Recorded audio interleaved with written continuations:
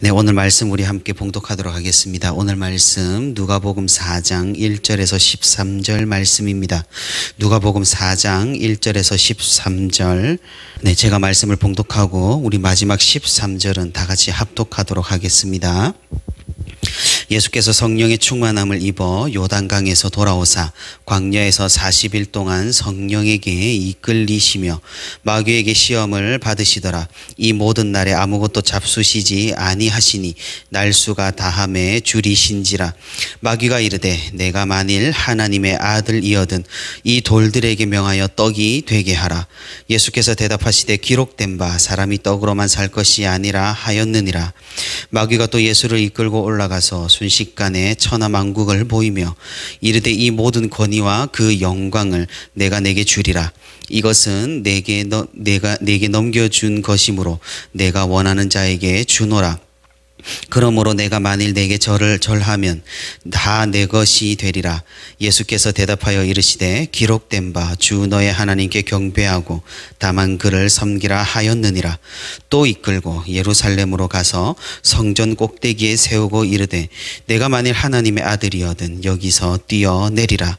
기록되었으되 하나님이 너를 위하여 그 사자들을 명하사 너를 지키게 하시리라 하였고 또한 그들이 손으로 너를 받들어 내 발이 돌에 부딪히지 않게 하시리라 하였느니라. 예수께서 대답하여 이르시되 주 너의 하나님을 시험하지 말라 하였느니라. 우리 같이 합니다. 마귀가 모든 시험을 다한 후에 얼마 동안 떠나니라. 아멘. 우리는 누가복음 계속해서 차례대로 살펴보고 있습니다. 예수님께서 사단의 시험을 받은 오늘 말씀은 참으로 우리에게 많은 생각을 하게 합니다. 우리는 교회를 다니면서 조금은 타성에 젖었다고나 할까요? 매너리즘에 빠졌다고나 할까요? 당연히 여기게 되는 것들이 있는 것 같습니다. 대표적으로는 예수님의 존재가 그렇습니다. 물론 예수님에 대한 우리의 기본적인 생각은 감사와 찬양일 겁니다. 하지만 우리는 종종 예수님이 본래 하나님의 아들이니까 세상의 유혹, 십자가의 고난, 또 하나님의 율법을 지킴에 있어서 너무나 당연하게 원래 하실 수 있는 것으로 받아들인다는 사실입니다. 예수님을 어떤 슈퍼파워를 가진 그런 영웅적인 인물로 우리는 생각을 하곤 합니다. 예수님에게 병자를 고치고 귀신을 쫓아내고 사람들을 먹이시고 또 기적을 일으키시는 그런 굉장히 영웅적인 신적인 면면도 있었겠지만은 우리와 같이 굶주리시기도 했고 사단의 유혹을 받으시기도 했으며 불경건한 일에는 화를 내시기도 했다는 그런 인간적인 면면을 우리는 잊어서는 안 될 것입니다. 그리고 예수님께서 오늘 본문의 말씀처럼 사단의 유혹을 받았다는 사실은 우리에게 또 위로가 되곤 합니다. 하나님의 아들이신 예수님께서도 우리처럼 우리와 똑같이 세상의 유혹을 받으심으로써 같은 곤경과 딜레마에 처한 우리를 더 이해해 주시고 공감해 주시니 말입니다. 그리고 더 나아가서 예수님께서는 우리와는 달리 그 유혹들을 모두 물리치셨고 하나님의 아들로서 우리를 위해 자신을 내어주신 그분의 모습에 우리는 감사와 찬양을 드릴 수밖에 없습니다. 그래서 예수님은 하나님의 아들이십니다. 그리고 동시에 우리와 똑같은 사람이십니다. 우리와 마찬가지로 이 세상을 살면서 유혹을 받았지만 승리하신 주님을 바라보면서 오늘 주님의 큰 위로를 받는 우리 모두가 되기를 바랍니다. 예수님께서 3가지 시험을 받은 사건은 우리 모두 잘 알고 있을 겁니다. 그 3가지 시험이 무엇입니까? 오늘 누가복음 본문의 순서에 따르면은 첫 번째는 돌들을 떡으로 만들어 먹어라. 그리고 두 번째는 나에게 절을 한번 해봐라. 그리고 세 번째는 높은 곳에서 뛰어내리라 입니다. 참으로 사단은 교묘하게 또는 치명적으로 유혹을 합니다. 사실 이런 사단의 유혹은 성경에서 예수님에게만 있었던 것이 아니죠. 대표적으로 누구에게 또 있었습니까? 바로 아담에게 있었죠. 하나님께서는 아담을 완벽한 사람으로 창조를 하셨습니다. 하지만 아담은 이 사단의 유혹을 뿌리치지 못했고 스스로 하나님이 되어서 스스로를 판단하고자 선악을 알게 하는 나무의 열매를 먹었습니다. 모든 인간의 대표였던 아담의 범죄로 인해서 이 죄악이 세상에 들어왔고 하나님과의 약속은 깨어졌습니다. 하나님께서는 사람들을 그렇게 약속이 깨어진 채로 버려두지 않으셨죠. 아브라함을 통해서 이스라엘을 일으키시고 그리고 그 민족을 통하여서 구원자를 보내주셨습니다. 그 구원자는 하나님의 아들임과 동시에 사람의 아들이었습니다. 그분을 통한 하나님의 구원이 이 땅에 임하고 있는 것입니다. 하지만 구원자이신 예수님께서도 이런 세상의 유혹과 사단의 시험을 반드시 거쳐야만 했습니다. 왜냐하면 그분도 사람이셨기 때문입니다. 만약 단지 하나님의 아들이기만 해서 이런 시험을 받지 않으셨다면 그건 우리에게, 예수님이란 존재는 우리에게 아무것도 없는 것이죠. 아무런 의미도 없는 것이죠. 아무리 하나님의 아들이 죄를 지고 죽는다고 하더라도 사람이 아니시기 때문에 우리에게 전혀 적용될 길이 없는 것입니다. 하나님의 법칙과 공의가 그러하기 때문입니다. 그러니 예수님께서는 아담과 똑같이 또 우리와 마찬가지로 삶을 통해서, 전 인생을 통해서 계속해서 유혹을 느끼시고 이런 시험을 받으신 것입니다. 마귀는 상당히 교묘합니다. 그리고 치명적입니다. 심지어 성경 말씀을 인용해서 예수님을 유혹합니다. 오늘 4장 10절과 11절을 보면 그게 이 성경 말씀이 인용되어 있지만 이게 예수님이 말씀하신 게 아니라 마귀가 시편을 인용한 것을 우리가 찾아볼 수가 있습니다. 그리고 예수님에게 이렇게 세상 불편하고 힘들게 살지 말고 하나님의 아들로 지금 그 능력을 사용하여서 편하게 살라고 부추기고 있습니다. 십자가에서 펼쳐야 할 그 능력을 인간의 개인적인 욕구를 위해서 잘못된 장소에서 잘못된 시간에 잘못된 목적으로 사용하게끔 유혹하고 있는 것이죠. 우리 사람이 가장 두려워하는 것이 무엇입니까? 바로 죽음이죠. 이 죽음과 직접적으로 연결되어 있는 우리의 필요가 무엇이 있을까요? 그건 바로 의식주일 겁니다.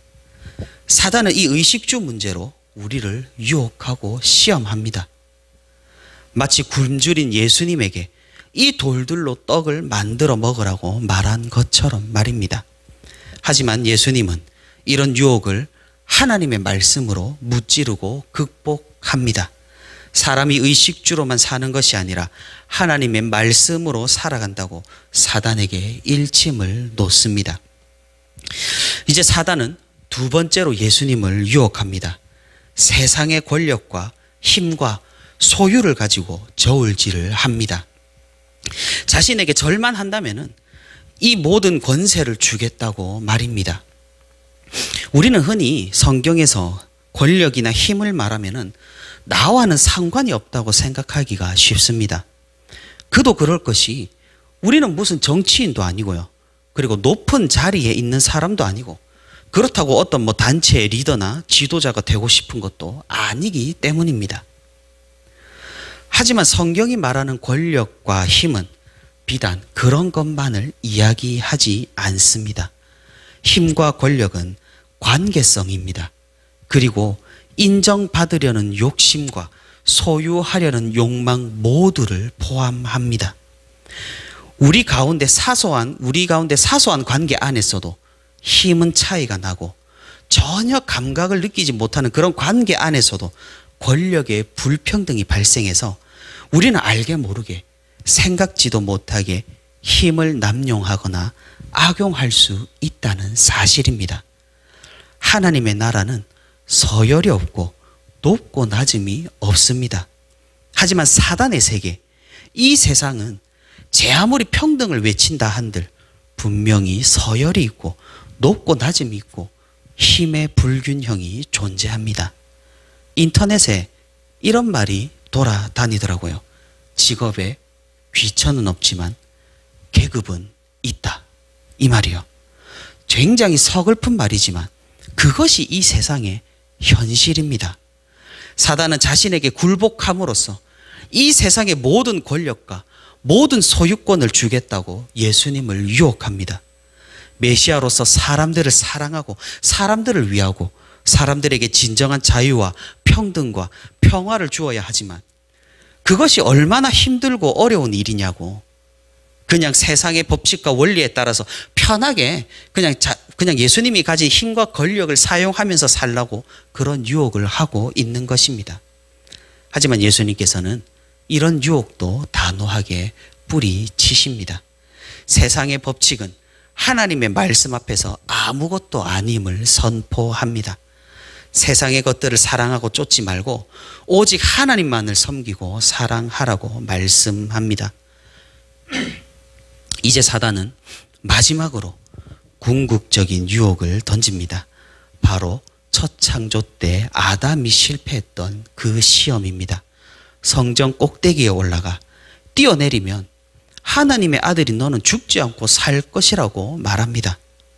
그리고 그런 일이 일어난다면 모든 사람들이 예수님 너를 인정하고 예수님을 하나님의 아들로 모시게 될 것이라고 사단은 유혹합니다. 심지어 사단은 아까도 말씀드렸다시피 시편의 말씀을 인용하여서 예수님을 유혹하고 있습니다.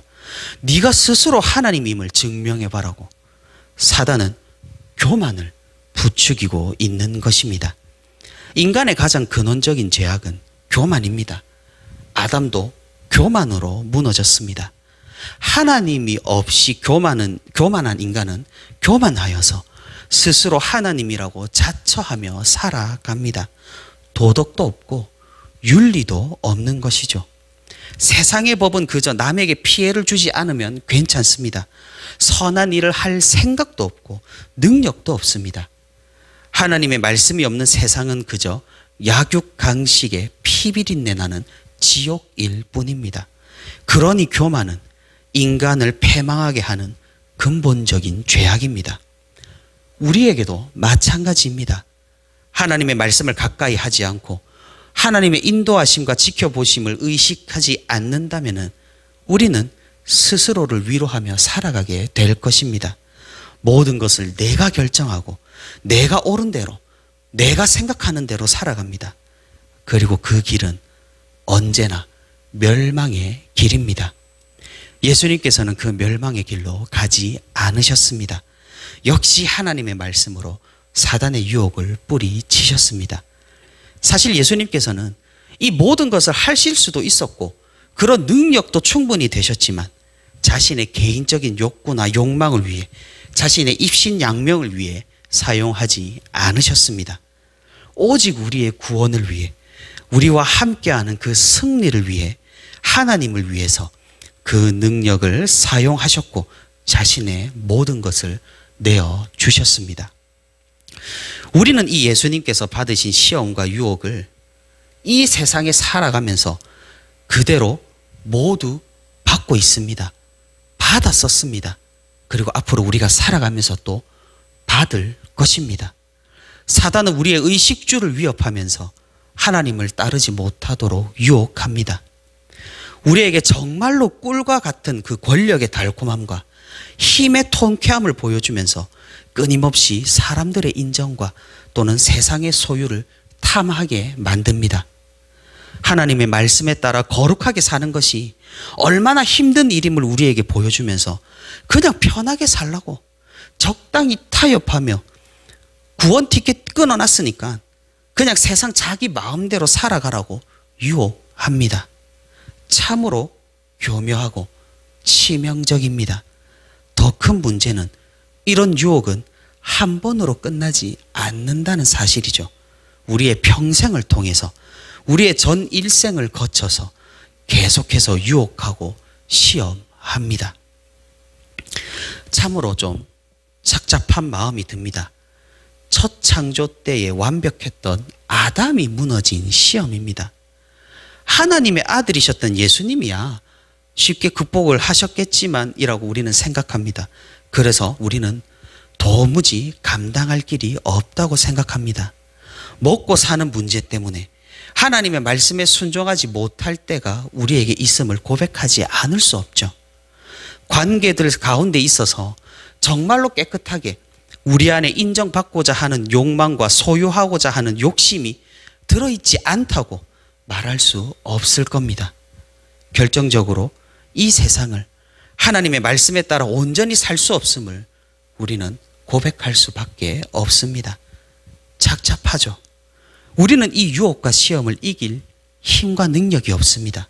교회를 다니면서 예수님을 믿는다고 하면서도 신앙을 가지고 그리스도인이라고 스스로를 자처하며 부르면서도 우리는 삶에서 언제나 죄악에 대해서 모순을 가지고 딜레마에 빠져서 살아갑니다.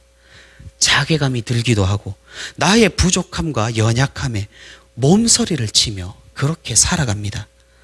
과연 하나님의 말씀에 비추어 볼 때 우리는 그리스도인이라고 스스로를 부를 수가 있는 걸까요? 사단이 우리에게 유혹하는 것 중에서 하나라도 우리가 극복할 수 있는 것이 존재는 할까요? 이런 비참한 우리에게 하나님께서는 말씀하시는 것이 있습니다. 하나님께서 우리에게 계획해 놓으신 것이 있습니다. 그것이 바로 예수 그리스도입니다. 예수님은 이 시험들을 완벽하게 이기셨습니다. 세상의 유혹을 완전하게 뿌리치셨습니다. 율법을 완성하셨고 하나님의 말씀을 온전히 다 감당했습니다. 그리고 우리를 그 예수님의 품 안으로 들어가게 하셨습니다. 하나님께서는 그 예수님의 업적을, 그 공로를, 그 의로움을, 예수님의 모든 것을 우리의 것으로 생각을 해주시고 만들어주시고 삼아주셨습니다. 하나님께서는 승산이 없는 그 길을 예수 그리스도의 은혜와 사랑으로 뒤덮어 버리셨습니다. 우리는 절대로 이기지 못합니다. 우리는 절대로 승리하지 못합니다. 세상의 유혹에, 사단의 시험에 우리는 더 비참해질 뿐입니다. 우리 안에 선한 것이 아무것도 없다는 사실입니다.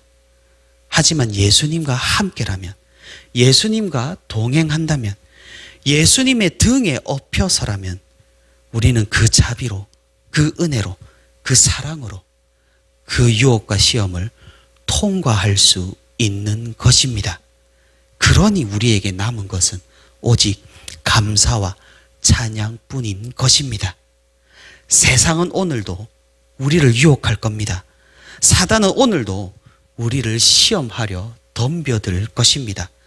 무너질 수 있습니다. 연약하여서 깨질 수도 있습니다. 하지만 우리가 반드시 기억해야 하는 사실은 우리에게는 예수님이 있다는 사실입니다.